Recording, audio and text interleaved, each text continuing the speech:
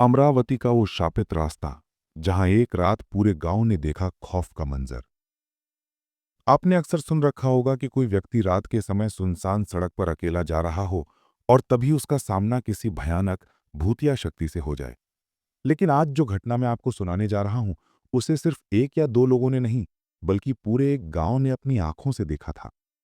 ये महाराष्ट्र के अमरावती जिले का एक छोटा सा गांव है, जिसका नाम शायद आप में से कई लोगों ने कभी सुना भी नहीं होगा। पर आज की कहानी इस गांव का नाम आपके जहन में हमेशा के लिए बिठा देगी मेरे दोस्त। ये कहानी हमें हमारे एक सब्सक्राइबर अर्जुन भाई ने भेजी है, जिनके ईमेल का स्क्रीनशॉट आप वीडियो में देख सकते हैं। और जो लोग अमरावती जिले से इस कहानी को देख रहे हैं, अगर आपके मन में कोई विचार हो या आपने उस गांव में कोई ऐसी ही पैरानॉर्मल घटना महसूस की हो, तो कृपया कमेंट सेक्शन में जरूर साझा करें। कॉलेज के दोस्त और सफर का चुनाव। ये कहानी भेजने वाले अर्जुन भाई मूल रूप से महाराष्ट्र के चंद्रपुर के रहने वाले हैं, लेकिन मेडिकल की पढ़ाई के लिए उन्होंने अकोला के एक सरकारी कॉलेज में एडमिशन लिया था। कॉलेज में पढ़ाई के दौरान अर्जुन की दोस्ती आशुतोष नाम के एक बहुत अच्छे लड़के से हो गई। अर्जुन बताते हैं कि जब भी कॉलेज में लंबी सेमेस्टर ब्रेक होती या दिवाली या किसी त्योहार की छुट्टी होती, तो वो अपने घर चंद्रपुर चले जाते थे। कॉलेज से घर जाने के लिए दो रास्ते थे। पहला रास्ता अमरावती नागपुर होते हुए चंद्रपुर जाता था। यह नेशनल हाईवे का रूट था, जिसकी कुल दूरी 390 किलोमीटर थी। दूसरा रास्ता वर्धा होते हुए सीधे चंद्रपुर जाता था। यह रास्ता छोटा था, जिसकी दूरी महज 330 किलोमीटर थी।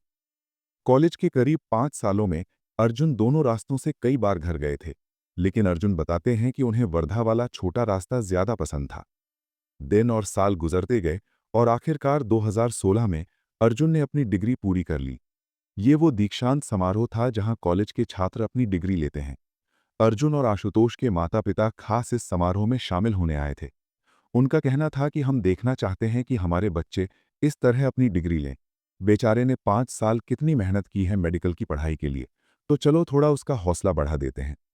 यहाँ एक बात और याद रखिएगा, आशुतोष भी चंद्रपुर के पास ही रहता था। जब आशुतोष और अर्जुन के माता-पिता समारोह में मिले, तो उन्होंने एक बड़ा फैसला लिया। क्योंकि उनके पास बहुत सारा सामान था, टेबल, कुर्सियां, बैग्स वगैरह, तो उन्होंने तय किया कि वो एक बड़ी गाड़ी लाएंगे, सारा सामान उसमें लोड करेंगे और फिर चंद्रपुर के लिए निकल पड़ेंगे। वो भयानक रात का सफर। माता-पिता ने अर्जुन और आशुतोष से ये सब डिस्कस किया। अर्जुन ने कहा, हमारी आज लास्ट डे की थोड़ी पार्टी है दोस्तों के साथ। आप लोग एक काम करो, कल निकल जाओ। यानी आज डिग्री समारोह है। कल सुबह अर्जुन और आशुतोष के माता-पिता उनके सामान को एक बड़ी गाड़ी में लोड करके निकल जाएंगे। अर्जुन ने कहा कि हम लोग अगले दिन चंद्रपुर पहुंचेंगे, क्योंकि हम दोनों को अपनी बाइक पीछे छोड़ने की चिंता थी। तो उनका प्लान कुछ ऐसा बना। अर्जुन के पिता ने एक हाइलक्स गाड़ी बुक की। उसमें अर्जुन और आशुतोष का सामान लोड किया गया। अगली सुबह करीब 6 बजे अर्जुन और आशुतोष के माता-पिता अपना सामान लेकर चंद्रपुर के लिए निकल गए।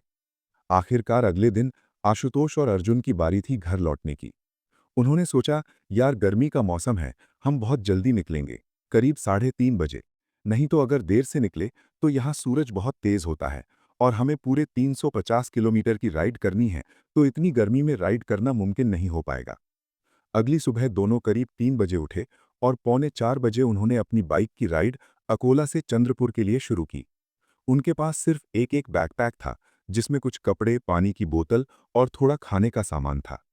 अर्जुन बताते हैं, हमने वर्धा वाला छोटा रास्ता चुना, क्योंकि हमें घर पहुंचने की जल्दी थी और मैं दिन में कई बार उस रास्ते से जा चुका था और वो मेरा पसंदीदा स्ट्रेच था। इसीलिए हमने हाईवे को छोड़कर यही रास्ता चुना। शायद यहीं उन्होंने एक बहुत बड़ी गलती कर दी थी। अकोला से बाहर निकलते ही जब वो नेशनल हाईवे पर जुड़ने वाले थे, वहां नेशनल हाईवे और अकोला रोड के बीच एक चौराहा आता था। ठीक वहीं एक बालाजी मंदिर था। उन्होंने बाइक रोकी और हाथ जोड़कर प्रार्थना की कि महाराज हमारी रक्षा करना, हम सुरक्षित घर पहुंच जाएं। इसके बाद उन्होंने अपनी राइड फिर से शुरू कर दी। अंजन गांव बारी, जहां हवा भी रुक गई थी। अब जरा उस रास्ते का लेआउट समझते हैं जिस पर ये लोग जा रहे थे। यहां से उन्हें बेलौरा जाना था।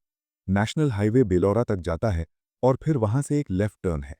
उस लेफ्ट टर्न से उन्हें कुछ गांव पार करके वर्धा पहुंचना था और वर्धा से चंद्रपुर के लिए रास्ता जाता था।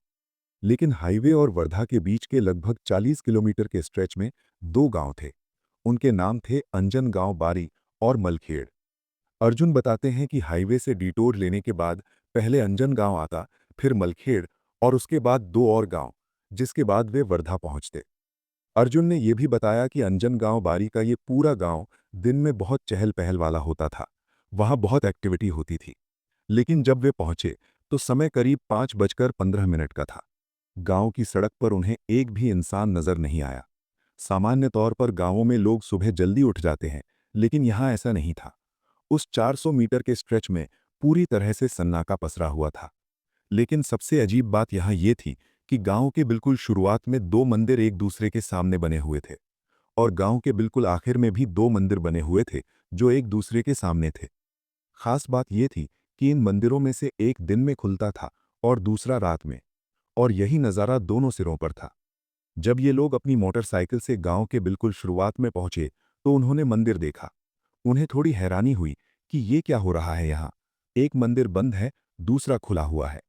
लेकिन फिर भी वे उतरे और जो मंदिर खुला था वहां हाथ जोड़कर वापस बाइक पर बैठे और उस गांव को पार करने लगे। अर्जुन इस गांव को कई बार पार कर चुका था, लेकिन वो दिन का समय था। आज पहली बार अर्जुन रात में इस रूट पर गया था। अर्जुन ने ईमेल में लिखा कि उस पूरे रास्ते पर एक भी बिजली का खंभा नहीं था। घना अंधेरा था, कंधे पर 90 किलो वजन और रुकी हुई सांस। आशुतोष पीछे बैठा हुआ था और उसने जीपीएस ऑन कर रखा था।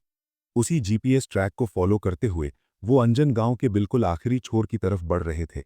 लेकिन जैसे ही वे गांव के आखिरी छोर की तरफ जा रहे थे, अर्जुन बताते हैं कि आखिरी छोर से लगभग 100 मीटर पहले हम दोनों को बेचैनी होने लगी।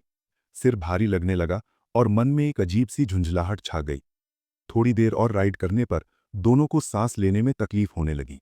माथे से पसीना टपक रहा था और उन्हें लग रहा था जैसे उन्होंने अभी अभी मैराथन दौड़ पूरी की हो। अर्जुन बताते हैं, हालात इतने बिगड़ गए कि एक एक सांस लेने के लिए हमें संघर्ष करना पड़ रहा था। चूंकि मैं मोटरसाइकिल चला रहा था, मैंने सोचा कि हेलमेट का वाइजर ऊपर करके थोड़ी हवा ले लूं। जैसे ही अर्जुन ने वाइजर ऊपर किया, उन्हें झटका लगा। सामने से हवा आ ही नहीं रही थी। वो करीब 40-50 किलोमीटर प्रति घंटे की रफ्तार पर बाइक चला रहे थे। जाहिर है, शरीर पर हवा का दबाव महसूस होना चाहिए था, लेकिन ऐसा नहीं था। उन्हें ऐसा महसूस हो रहा था जैसे उनकी मोटरसाइकिल के ठीक सामने कोई खड़ा है जिसने सारी हवा को रोक रखा है, और वो चाहकर भी उसे देख नहीं पा रहे थे। जैसे ही अर्जुन को इस बात का एहसास हुआ, उनके पूरे शरीर में सिहरन दौड़ गई।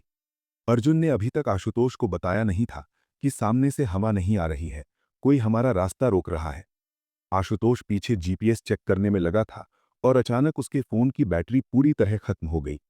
जैसे ही बैटरी खत्म हुई, उसका फोन बंद हो गया और उसी के साथ उनकी मोटरसाइकिल का पिछला टायर भी पंक्चर हो गया।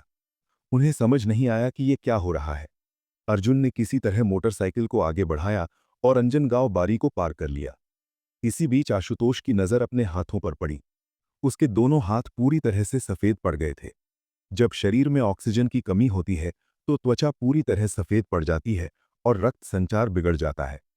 तो आशुतोष ने पीछे से अर्जुन को कहा, भाई रुक कर अपने हाथ और पैर चेक करो, मुझे बहुत अजीब लग रहा है।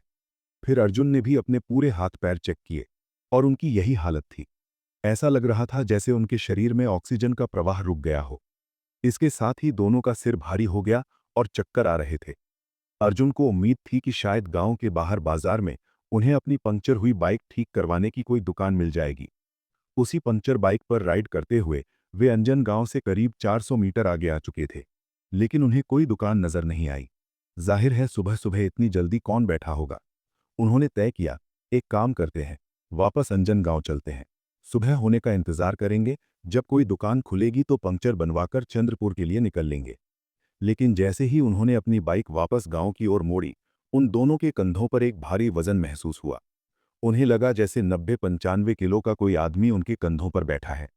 अर्जुन आशुतोष की तुलना में अच्छी कदकाठी का था। आशुतोष थोड़ा दुबला पतला लड़का था। जैसे ही आशुतोष को अपने शरीर पर वजन महसूस हुआ, वो अर्जुन की पीठ में अपने नाखून गड़ाने लगा और कहने लगा, भाई कोई मेरे कंधे पर बैठा है, मैं बर्दाश्त नहीं कर पा रहा हूं। अर्जुन में पीछे मुड़कर देखने और समझाने की हिम्मत नहीं थी। उसे चिंता थी कि अगर वो पीछे मुड़ा तो जो भी चीज है वो उन पर हावी हो सकती है। वो खामोशी से हिम्मत करके मोटरसाइकिल को गांव की ओर चलाने लगा। जैसे जैसे वे गांव के करीब आ रहे थे, उनके कंधों पर वजन बढ़ता जा रहा था। थोड़ी देर बाद उन्हें पीछे से चटकने की आवाज आई। अर्जुन ने शीशे में देखा तो आशुतोष के सिर से खून बह रहा था। उसका खून देखकर अर्जुन घबरा गया। उसने पीछे से आशुतोष की जांघ पकड़ी। क्या हुआ? ऐसा करते ही आशुतोष जोर से चीखा और बाइक से बेहोश होकर नीचे गिर गया। ये सब देखकर अर्जुन बेहद घबरा गया। वो बताते हैं, मेरे माता पिता का चेहरा मेरी आंखों के सामने आ गया।